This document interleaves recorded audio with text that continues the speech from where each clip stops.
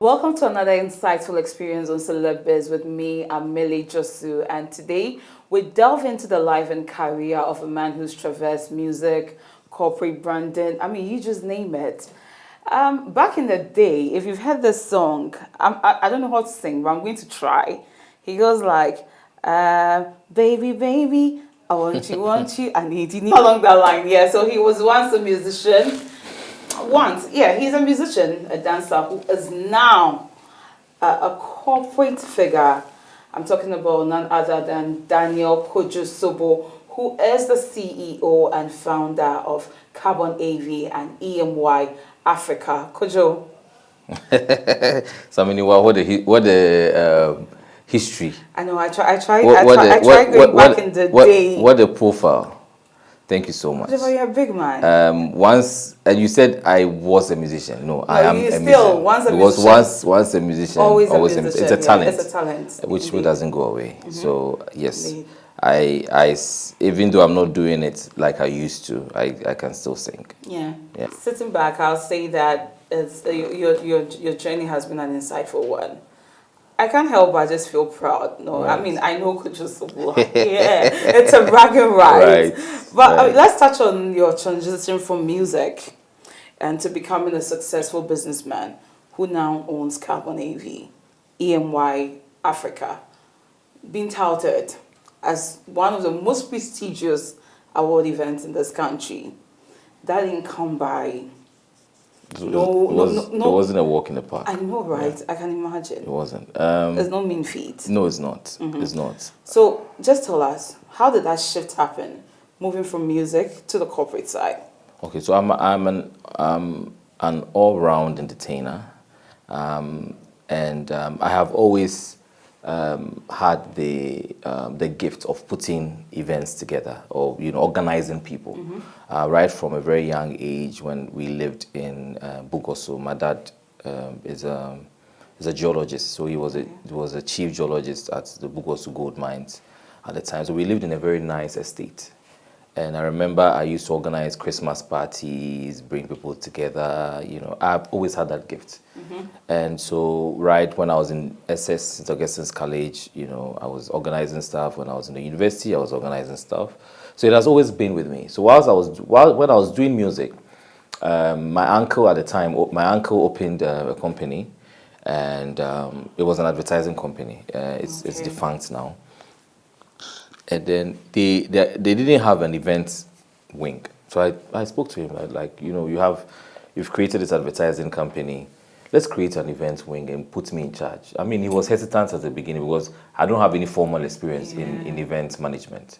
But I told him that I gave him my word that I could do it. So they created an events department and then made me head of the event department. And then I remember I created my first event. My task was to create a first in-house event. Okay. And I created the Legends and Legacy Ball.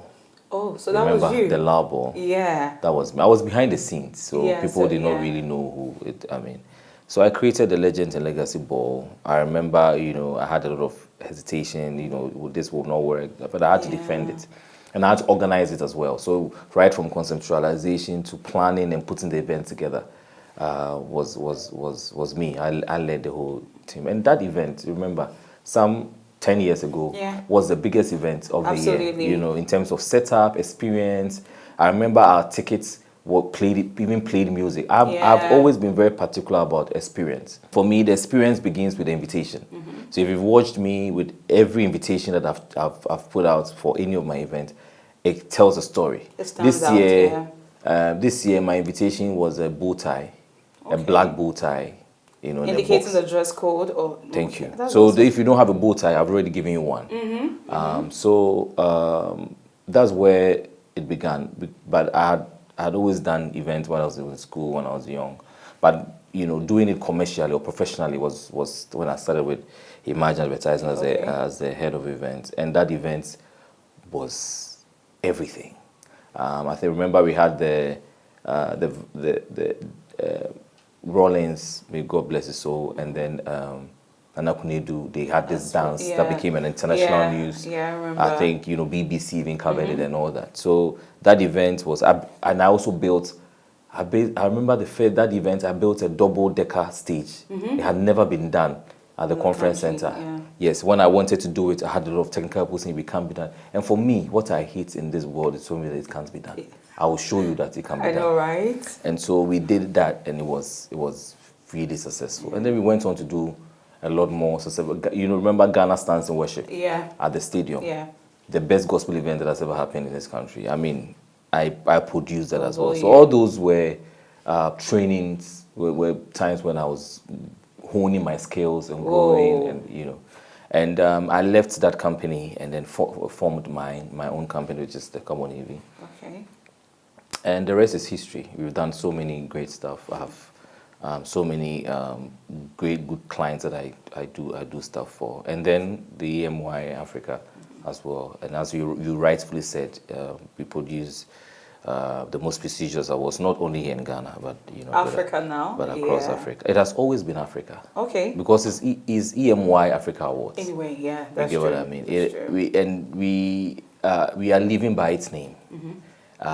So over the years, we have always honored, you know, at least 2, 3, 4 people from across Africa. Yeah. Where we fly them in to receive, The or award. invite them to receive the award.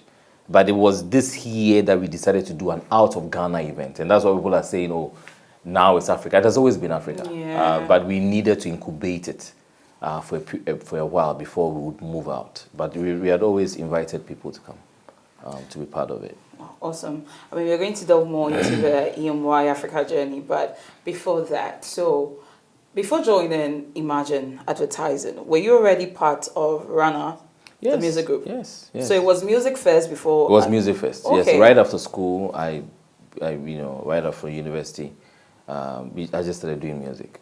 Okay. But I had very high hopes for music. I don't know if because I'm called Daniel, but I've always had an excellent spirit. So whatever I do, I try to do it to the best of my ability. Yeah. But what happened, and then you know I had to move on to do other things. I believe that because we're all graduates and we all had a lot of talent. We had too many talents between the three of us.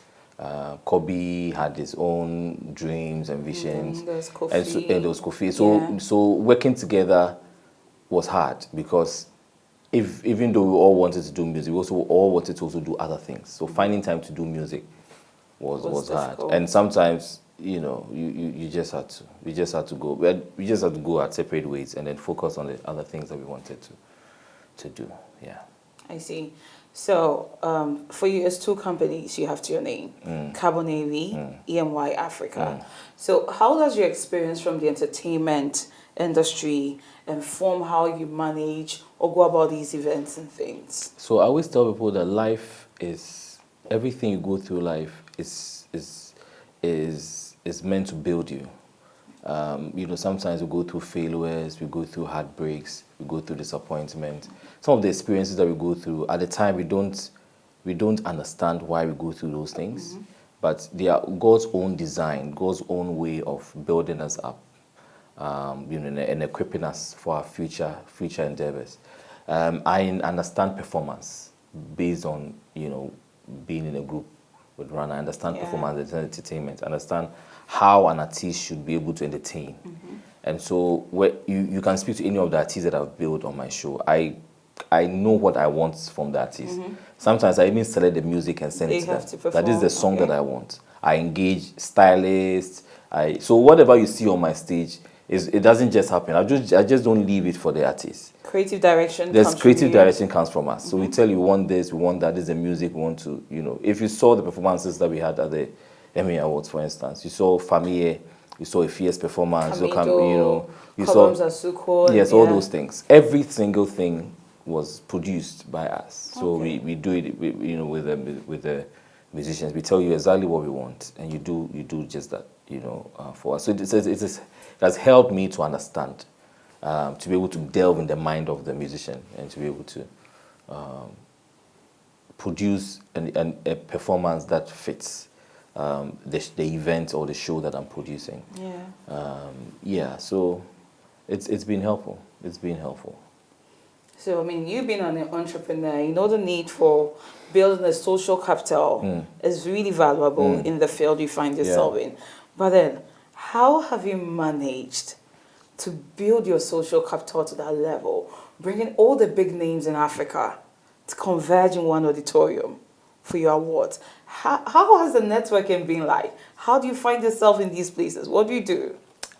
So I always tell people that it shouldn't be about money first. It should always be about the relationship. So I'm very particular about relationship. I don't take gratitude for granted.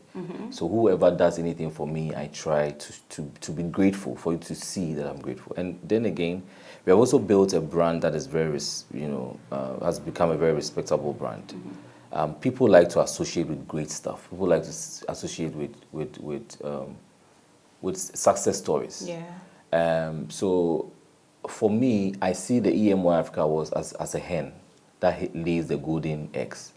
So I keep on feeding it. I keep on feeding the event. So the event always looks good. Every year it keeps getting better. So if I am able to get anybody to attend the event or be associated with the event, what they see inspires them to keep coming or inspires them to keep supporting. Yeah. Because they see a brand, an African brand that is being produced or with international standards, knowing the kind of constraints we have, in Africa and in Ghana. Yeah. And for us to be able to produce a big brand like that, it inspires people. And most of these people who are very well exposed can see where the direction we are going. And so once all these Nigerians, once I'm able to get them to attend, or once they see the visuals, they're like, "Ooh, wow, is this Ghana?" Yeah. They want to be part of it. Yeah. So once you get people to I always tell people, you don't have a second chance as impressing people. Once I get through the door, You have to nail it. I have to nail it. And once you come to my event, you'll be blown away. Like all these Nigerians that came, next thing when I invite, they don't come. Yeah. Because they know that it's an experience. It's not just, you just don't fly into Ghana for nothing. When you come, there's a great experience. You get to meet good people. And then again, there's also not a lot of platforms where you get to meet all these great people in one place. So some of these big people or some of these celebrities don't have place where they can go and feel comfortable or go and then see their colleagues. Yeah. So this platform has provided them a place to go and to Yeah. be able to see some of their colleagues, network and chill and talk about, chill and even talk about business. So that is how we've created the EMY Africa Awards, over the years. And we are still growing. Every year we get better. If you follow that journey, every year, we get better. And we have also surrounded ourselves with very great people. I mean, look at our board, for instance. Very great people, accomplished people who have thrown their weight behind us. Dr. Nesufuri Sapon, my board chairman, would go anywhere with me. He flew to Nigeria for the soiree. EMY Africa Lagos soiree. And so when you see a man like that who's so accomplished, who has so many businesses, Still making time. Yeah. Then who are you? Do you get what I'm like? Who am I? Yeah. Do you get what I mean? Yeah. But all this is because I give them the respect that they're due, and whatever I'm supposed to do on my part, I do it. I don't take their time, their energy, their support for granted. I believe that's what, as young people, we need to do. That our word should be our bond. Our word should be our bond. We need to, respect the people that throw their weight behind us, because it's hard. It's really, really hard to get people who would support your vision. And so once you get that, don't take it for granted. Make sure that you exceed the expectations. Because my board, every year we do a presentation and let them know that, oh, this is what we are doing. But then when they come to the event, their expectations are always exceeded. My board has some of the top people in there. I have Joe Onete, who's Joe Onete? Yeah, the advertiser. Yes, he's huge. Very I have Dr. Ellen Hagan. I have top people who make time to come and sit and talk, because I always exceed the expectations. And that's what the advice I would have for young people, that you don't have to take the support of people, even the smallest people, for granted. Yeah. Once you say something, once you give them a picture of something, you need to live up to it. Fulfill your Yeah. promise. That's true. Now let's touch on your personal branding. Considering your background as a musician and how you're now able to broker deals between all the big men and women across Africa and even beyond. Because I mean, you brought some Hollywood stars down, yes, at a point in time.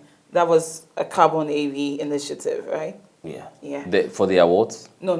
When Sherry came down. No, that was still EMY Africa. Oh, okay, okay, that's awesome. Now let's touch on the personal branding bit. How do you manage to carry yourself in that manner?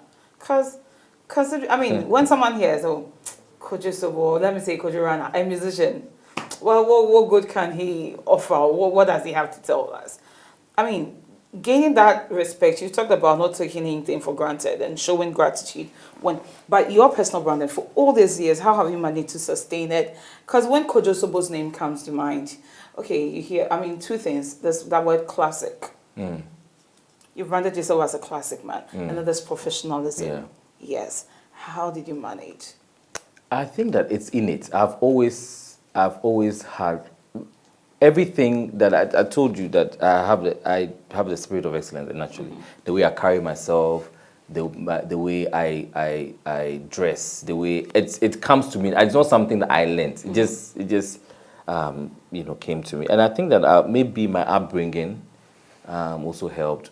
I stated earlier that I stayed in the mines area. I was exposed to DSTV when I was very young, when nobody had even most people in Accra not even seen DSTV. Someone like a DB status. Not necessarily, but I had some level of privilege when I was growing up. Yeah. So I was exposed to MTV Base, KTV, Cartoon Network, all those things. You know, those things really shape your perspective. So I was exposed to all those things. I was started watching MTV Base Awards, all those channels, all those things very, very at a very, very young age. So I've always had that kind of out of Ghana, out of world, view of things. So when I was doing music, if our music had gone as far as I wanted it to go, you would have seen that same growth, like what I'm doing with the EMY Africa Awards. It's just natural, and I also have a lot of respect for people that I work with. It also is also one of the reasons why I'm able to sustain relationships, and people are also first judge you by how you appear, and people take that for granted. And so even when I went to Lagos, there are some people that I had never met before, but I had meetings arranged. But the way I came through, the way I did my presentation, they had no choice than to say yes to me. I had partnered with Mercedes-Benz Nigeria. Yeah. And it was just one meeting, and these guys said, we will do it. I think that packaging is really incredibly important. Branding is incredibly important. I believe that people should understand their brand and live it through and through. I understand the brand, the EMY Africa brand. I understand the EMY Africa brand. So we live by its ethos through and through. Our printing, our imaging, even the guests that we invite to our events. You have to be at that level. Okay. So everything comes together. So it becomes like a 360. Yeah. So that's why people say the EMY, of course, is so prestigious, because we take every single aspect of that event or that project into consideration. Yeah. We don't leave anything, because all these things are things that come together to create that experience, that creates that image. So if one aspect of it suffers, it affects the entire outlook. I mean, so reading about you prior to this interview happening, the only shocker was you being a computer science I did computer science. graduate. So I was trying to, marry those two, events, entertainment, and then from that computer science perspective. Yeah. But how beneficial has that been in the line of your career? When I was in the USC, it was a struggle. So in my second year, I called my dad and said, "Dad, I want to change this," because I realized that it was peer pressure It wasn't your calling. that made me do computer science. Oh, okay. I was on top of my class. I mean, we're I think about 5 people in my class that we're always getting the A's, and for me, failure is not an option. Yeah. So I will do it. I will bend the midnight candle to make sure that I pass my exams. And to think that they will always post results on the board and everybody will see results. Your name and no the grade way, you had, no yeah. way. I had to be in the top. So that was not the issue, but I didn't enjoy it. You weren't happy doing the course. I knew that I wasn't going to do anything with what I was doing, because it didn't come natural to me. I mean, I was doing well in the written courses, like where you have to express yourself, right? Yeah. But when it comes to coding, God, I was like, God. Sometimes I chew codes. I chew codes.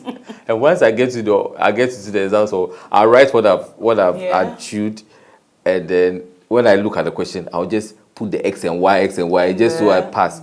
So it was a really big hassle for me. But then I think that, just as I said earlier, everything in life is you a lesson. Yeah. I believe that because I was able to fight through that course and still make it on top of my class, because I think we're only 5 people that had second class upper. Nobody had first class in computer science. So it was just 5 of us that had second class upper. Oh. So it has taught me that I can, no matter how the situation, I can fight through it. Listen, the event that I put together, if I tell you how much it cost and what the hassle that I had to go through to pull that event, you wouldn't believe it. But for me, no, I won't say. But for me, there's nothing like impossible. Yeah. And I had a sponsor pull out just about 2 weeks. One of my major sponsors pulled out just about 2. I will get to that. Pull out just 2 weeks before the event. But then I told myself, no, this will not affect this event. It's going to shake We went all the way. But you see, it's all because of some of the things that I've been through, the course that I did that I didn't really like, but I had to finish well. Yeah. So all those things are part of it. It shaped me. I mean, but talking about, maybe you're not a CEO of the company. Yeah. Balancing your books, making sure things are in order. Do you have to fall on, other professional courses to learn that, or? So I did my MBA in project management. Okay. So that has also helped me a lot. Yeah. Okay. And how many employees do you have? I have about 12. 12. Yeah. Both Carbon AV and Yeah, EMY. yeah, Okay. yeah. And how's your leadership style like? Oh, they call me by my first name. It's like a family. It's like a family. So they can come up to me anytime. We chit chat. They're like my brothers and sisters, but they know that they can't cross certain lines, especially when it comes to delivery. And I always tell them that the back can look bad, but the front, never. No way. No I will not compromise. allow you. I will not allow you. So we have our own, disagreements, but whatever they need to do to make the front look good, it's done. So they know that we don't play with our imaging, we don't play with our outputs, everybody here is aligned. So let's just cast our minds back to the first edition of EMY Africa Awards. How were you able to market it? Okay, so we made sure, even though it wasn't as grand as this, we made sure that people got the message. So the first was at the State House, and it was still banquet. Yeah. It was a beautiful stage, at that time. And people got the picture that these guys are trying to do something prestigious. I remember at the time, I had some support from Land Rover. Okay. At the time, the first one. I also had some support from, we had some few supports. But we were able to do the event such that people got the picture that, oh, these guys are up to something.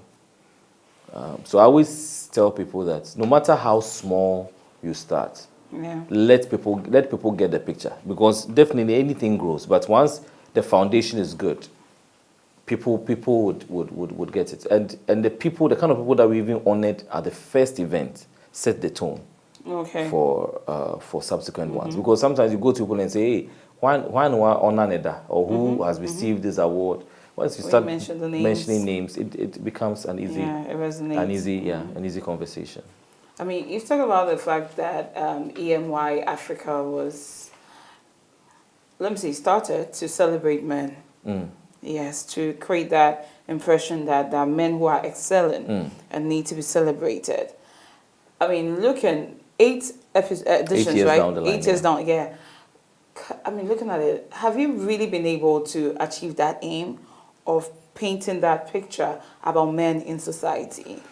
I think we're on course. I think we are getting there. I know that it's not going to be a 9-day project. So we are working hard. I think that Father's Day is getting a little bit buzz now. So that's encouraging. We try to do, we started off as a Father's Day event. So Yeah. we were always doing it around Father's Day. This time we moved it from Father's Day, but then we try to do activities around Father's Day that would create a buzz. We are still very passionate about it because young people who don't have positive male role models in their lives need to see some of these things and know that some men are, there are some great men, and the young boy can aspire to something better than unfortunately maybe what they have in their homes. Society must not accept a status quo that, oh, some men are irresponsible, and then we leave it at that. So that is what we are very passionate about, because we believe that a society is made up of the man and the woman, and every child needs that father figure, in their lives to be able to grow up to become a better person for society. And so we are playing our part as EMY Africa Awards. And for us, it's not just about the glitz and glam. We do the Inspiring Greatness Forum. We do the Treated Rights campaign. We are just about releasing a new magazine called the Generation Now magazine. So we do things that grooms, young people, so that they can aspire to the greatness that we celebrate as a brand. I believe that when you see people who come from where you come from, people who speak the same language, people who have the same skin color. That kind of representation. It's, representation matters. Yeah, it matters a lot, because when we're growing up, we read about Bill Gates, all those white They people who the West, so far away, but these are people who have grown up and done great things in our setting. Yeah. So you have no excuse, because the same challenges that they also encounter, and that is powerful. Representation is powerful, and that is what we're doing. Now, talking about you mentioned the magazine, right? That one is a new one that's coming up. No, we have always had EMY Africa No, magazine. EMY is different, Yes, but you just said is it a No, generation? the generation now is an edition Okay. of the EMY Africa magazine. Okay. We have okay. every year we dedicate one edition to young people. I see. How does the whole magazine part feed into the brand itself? So we use, so the magazine is an extension of the awards. So we use it as a platform to further write or talk about some of these successful people. And that one stays in the shelf for a longer time. So for instance, after the awards, we have an awards issue coming. So we tell you more about the winners. Okay. So it can always be there. You can always refer to it. So it's an extension. So we do the TV, and then we also do the print. The print. Yeah. That's awesome. And with a team of less than 20 people, how do you manage to pull up such a magnificent big event. events like that? Is there some outsourcing that goes on? And I see you on the day of the events looking all prim and proper in your tuxedo. So I doubt you go behind at the back end and be screaming orders or do this. How do you manage? Okay, so I have a very efficient team, but then we also get a support of suppliers that we've worked with for a very long time that understand our level of delivery. Okay. So yeah, we have team that come in when we need them. Okay. To work on it. Of course, we also get volunteers as well who come in and then work according to our style. We have a very able technical team that we work with, all Ghanaians. So what we did at the Grand Arena was manned by Ghanaians. A lot of people ask, did you bring in some South Africans? No, the talent here that can do the work. So yes, we do it. But and then you saw me all glammed about that I was working. Yeah. I was going once in a while to the back to scream my lungs out to make sure that everything goes according to plan. Yeah. Talking about, how do you call it? You've been glammed up and everything, outsourcing. You said you used, like, everything was manned by Ghanaians. People have complained. Yeah. The work attitude of some Ghanaians. Oh my God. When it comes to artisans, especially. Oh God, it's terrible. So I don't even need you to complete it. It is terrible.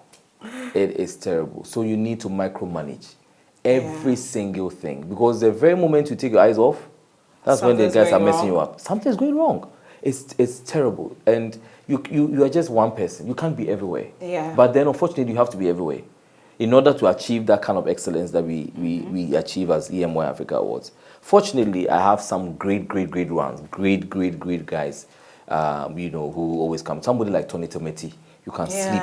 You can go home and sleep, and this boy will work. Deliver. Somebody like Frankie, Rhythms Africa, Yeah. you can sleep and Frankie will work. Big ideas, they will work. I have WAP lighting, they will work. But there are some people that you get on board, oh my God, you have to scream. It's like they are doing the work for you for free. It's terrible. Like our work attitude in Ghana, it's terrible, and that's why we are not able to achieve that kind of level of excellence, because not everybody who has the energy like I have, because or nobody to follow up, or it's not anybody that would have the ability to micromanage. I learned in a very early on that if you don't micromanage, people will mess you up. Yeah. But it shouldn't be that way. Yeah. It shouldn't be that way. So we are hoping that people would rise up to the occasion, and so that we can be able to achieve such level of excellence that we achieved at the EMY. Would you attribute that to the lack of competitors, or let me say lack of competition in that space? I don't think it's lack of competition. I think it's attitude. It's attitude, because sometimes some of these people come and beg you for the work. Once you give them the work, then they relax. They do it at their own pace. There's no sense of accountability. It's terrible. It's attitude. And a lot of people don't have the spirit of excellence. So they'll say, okay, I didn't know, so I didn't to me. It's into me. Do you get what I mean? Yeah. If according to somebody has told you to do something, let's discuss how we can do it. Why don't they say it can't be done? Yeah, so that's and a lot of people too are not exposed. They are used to the normal things, and it runs across our corporate. Even some of the marketing managers, when you go to them to let them, do your proposal, do your presentation, some of the things you say, it's over their head. They don't get it. They can't believe it can be done. Yes. If you mention some figures, that's when the conversation ends in their mind. Like, then it just ends there. Why is the person asking for this money? How can we leverage if we're able to give him this money? Yeah. How can we as a brand leverage to be able to make the most out of this investment? People don't think. We think of doing the market activations, putting a billboard in the corner, but those are 1960 way of doing things. Yeah. People have become more disruptive. You go to Nigeria, they are doing more disruptive activations. They are doing more disruptive, partnerships that brings your brand closer to your desired customers. So yeah, it cuts across, and it's very, very frustrating. And it's one of the reasons why I'm doing all these activations outside Ghana, because I believe that most people outside Ghana will get me. Yeah, will the get picture me. you're trying to paint. Will get me, because here it's hard. It's hard. People would have to come up to par. It's just hard. Wow. It's just hard. And I feel that sometimes it makes me. Sometimes I feel that am I in the right place, because it looks like my vision and my dream is too big. Way too big for the country itself to contain. It's too big for people to really understand. And sometimes I feel like I'm too much, or sometimes it comes across as we too know. But that is not how it is. It's just how I operate, and trying to getting people to tune in to your vision is hard. It's hard, but I'm thankful that I have a few people who are there with me. So taking it from that corporate angle where you have to pitch your idea to marketers and the likes. Getting sponsorship from corporate brands has been an issue in this country for the longest time. It's terrible. And this is the case, you're trying to say, oh, you've crossed your T's and dotted your I's, but from that angle, they're also not seeing your vision. Yeah. What do you think can be done to make sure everyone is at par? I think that the corporate institutions to really, especially for marketing, they need to get people who are very well exposed, people who are open-minded for those positions. That, unfortunately, that's the only thing that can help, because they can defend, they can,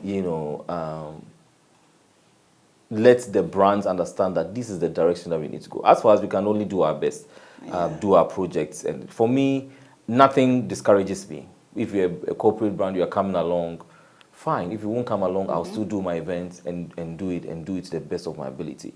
Elsewhere, some of these corporate institutions will rather come and pitch to you that we see your brand, we see where you're going, we see that it's good, we want to partner. They will pitch. You have about 4 or 5 companies pitching to want to be part of it. Fine. Fortunately, I have a few who do that here in Ghana. Even the first time that I partnered with multimedia, it was I remember it was Santor who called me, who even sent me a DM and said, I like your project. So I thought, until that time, nobody had done that. I thought it was a prank. So I called somebody in your office and said, who is Santor? Well, I never met him before. Yeah. He says he's a CEO of MD of Way. And I was like, so he invited us for a meeting. Me and Soraya and the team came. He came and he outlined how, Joy Prime was doing well, but it was predominantly watched by females. Yeah. And he wanted more male to watch. And so he sees my platform as a predominantly male platform that attracts a lot of top people who are in top positions. So he wants to put this on his platform. I was watching him like this.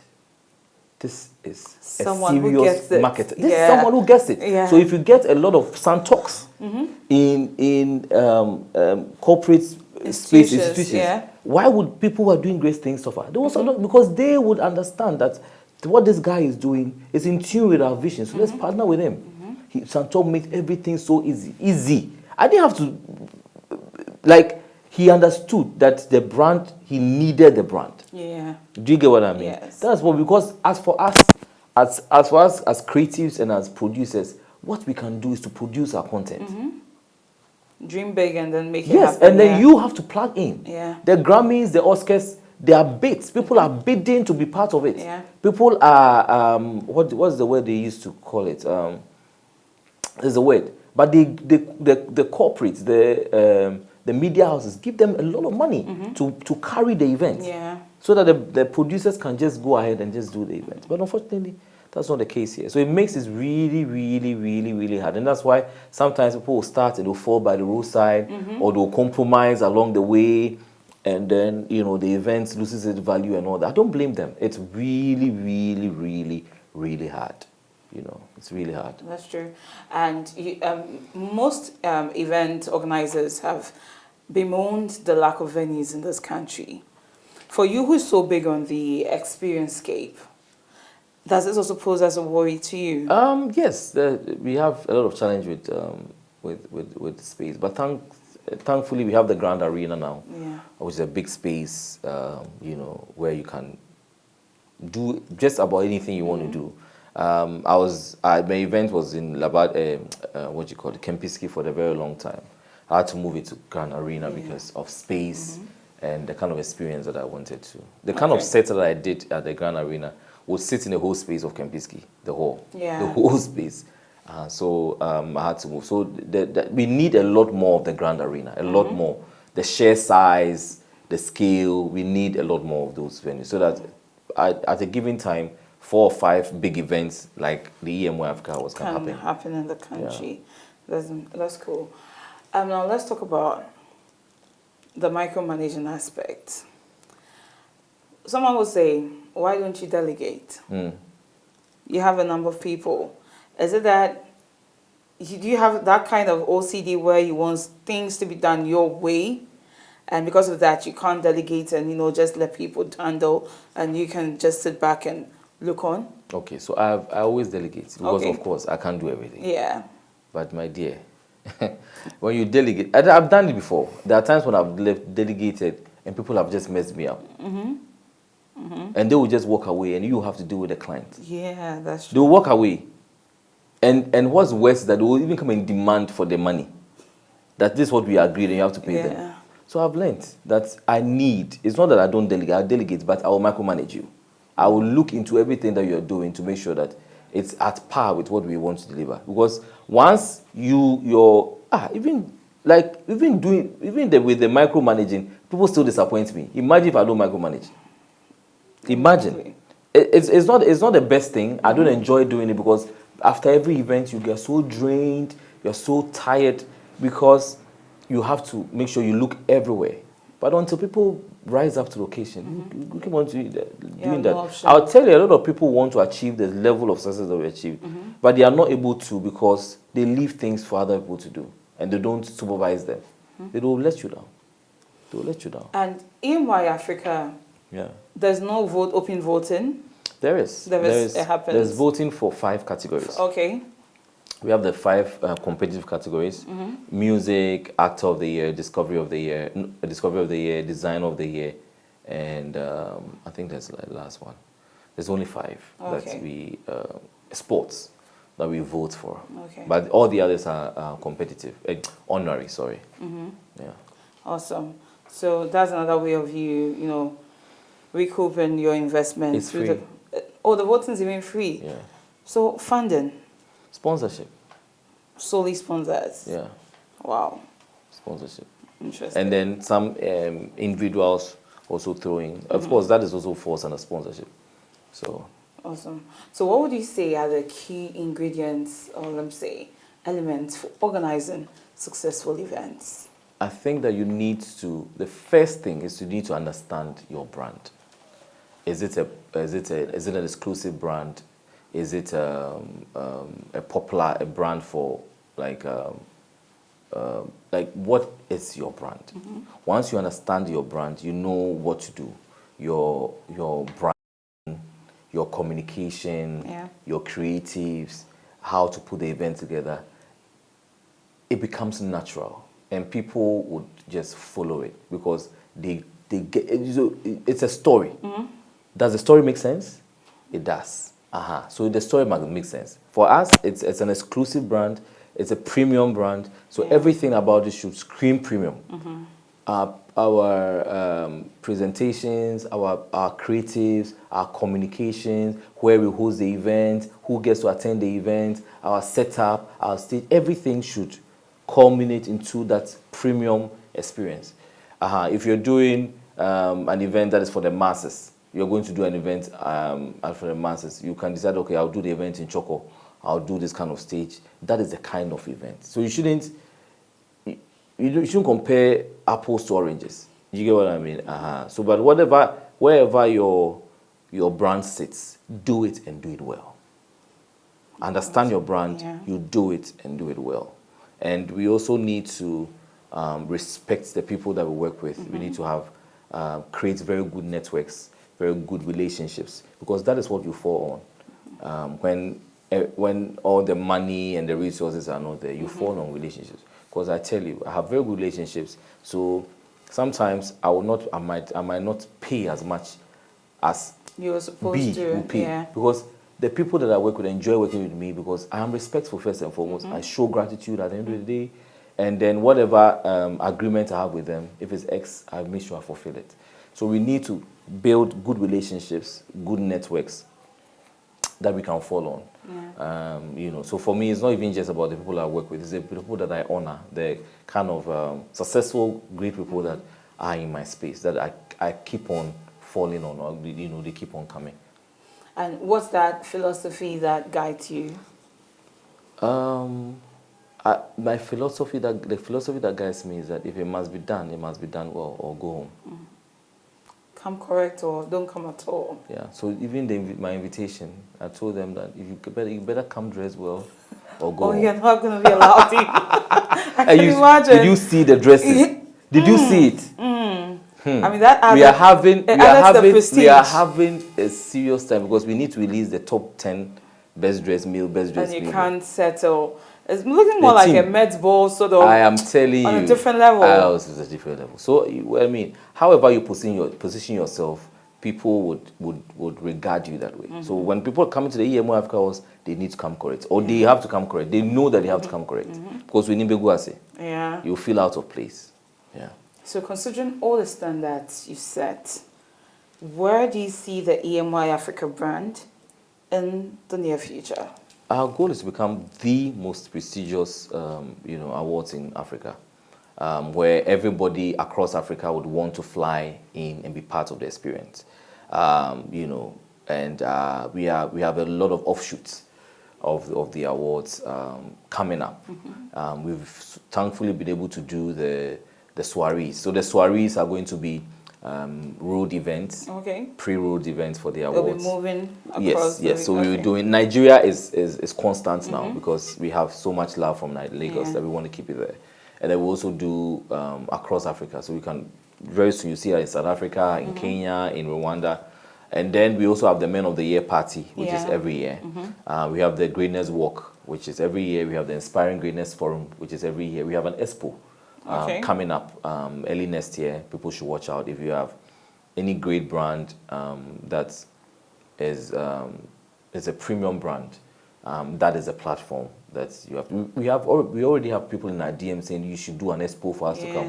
We premiered one in 2017 or so. It was very successful at the Polo Ground, so we decided to shelve it a little bit, go back and also do a lot of work and build the brand even bigger. And now we are where we are. And so people are, even from Nigeria, people want us to do an expo for them to exhibit there because they know that we'll be able to bring the right people to your doorstep. To your doorstep. So yeah, we'll be doing that next year. So if you're a brand out there, you make shoes, you are into tech, you're into fashion, you're into branding, whatever you're into, once we put out the information, come. I think that it's going to be one of the biggest trade shows that's this side of town, and so you should be part of it. So yeah, we're looking to growing in leaps and bounds, not only here in Ghana but across Africa. And the EMY Africa Soiree is a testament of how the whole of Africa is viewing the platform, because the soiree in Lagos was mind blowing. We're looking forward to doing more in other African countries. And I mean, you said that brand up there as that entrepreneur who's seeking to attain excellence. What would be your advice to other aspiring entrepreneurs who see Kojo Soboh and go like, I also want to be like a Kojo Soboh one day? Considering the business terrain and everything you have witnessed, how are you going to advise them? I think that people should know that it's not a walk in the park. You need to put in the work. Your word must be your bond. You need to be able to brand yourself very well, carry yourself very well, and you need to respect and nurture relationships, because money will come and go, but relationships, they stay forever. Yeah, so you need to know how to nurture, relationships. So, throughout the years, what would you say has been your biggest learning experience? It's been many, so many difficult times, so many hard times. But my experience is that nothing should break you. Once you put your eyes on a ball, nothing should stop you. So over the years, I've built a lot of resilience. A lot of people ask me, that, how do you do it? And I say, it's because I'm resilient, and I also trust in God. So once I have goals and vision, I pray. I go to church, I kneel on the altar, I pray, and once I've prayed, I know that nothing can stop me. It's sorted. Nothing can. And sometimes there's some supernatural power that just takes over. I wrote on my Instagram page that we did our best, we work hard, but at the end of the day, God's kiss makes a difference. Yeah. So you do everything, and then God will kiss it, then it's perfect. It just becomes perfect. Yeah. So you can't take the God factor out of it, but then you need to also work hard. And that decision about setting up your own business, what have you enjoyed most about making that decision? I think it builds you, it makes you more mature. You know that At the end of the day, if you don't work hard, you don't eat. Because, and then you also know that there are a lot of people who are depending on you. It's not just them, their families are also depending on you. So you need to bring some food to the table. So you're always on your toes. When people have gone home, you are here. Sometimes I'm here till 10 o'clock, I'm here till 11. You know, there's a lot of sacrifices that you make, but then it makes you a better person. So, music. Should I look forward to hearing another soothing song from Kojo? I'm not giving up on music yet, but I might not be the one in the forefront. I might support an artist. Managing? I manage an artist. What It's about something. starting a label or something? Well, that can happen, but I have not given up on music yet. I still have my eyes on it, and I know I can make a huge difference because of where I sit, the kind of contacts and connections that I have. Yeah, you have now. I know that if I pick an artist and I really want to support, I can. So I'm just looking for the right time and the right talent that I can support and help. Awesome. Yeah. It's been a great time. Thank you so much. Sharing this moment with Thank you. So I know that this has been a long time coming. I know, but right? We finally had it. Finally. But I mean, you. I can't help but wish you continued success Amen. in all your endeavors and Amen. keep making us proud. Amen. It's a good feeling sitting back and seeing all the successes you keep chalking. Amen. So we're just wishing you the best. Amen. Thank you so much for your Thank time. you so much. Thank you so much. And thanks to you too for doing the watching. Until I come your way same time again, this has been Celeb Biz with me, Amelie Josu. I hope you enjoyed this and stay safe. See you sometime soon.